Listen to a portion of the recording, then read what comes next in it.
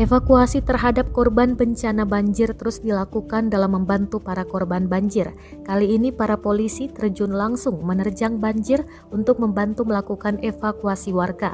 Kejadian ini dibagikan di akun TikTok @vipal.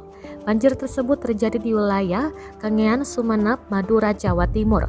Polisi tersebut membentangkan kedua tangannya ke belakang untuk dipegang oleh seorang polisi lainnya dan warga yang berada di belakangnya.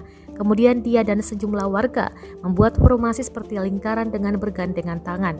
Ibu-ibu tersebut dengan hati-hati berjalan menerjang banjir sambil berpegangan dengan sang polisi. Aksi heroik pria berseragam itu pun menuai berbagai komentar positif dari warganet.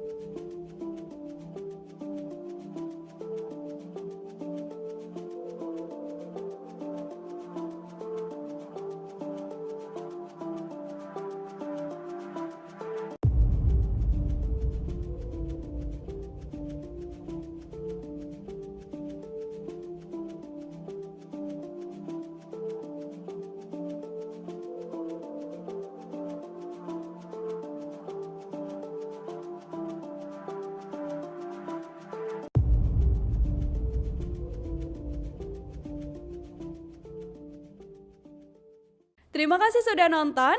Jangan lupa like, subscribe, dan share ya.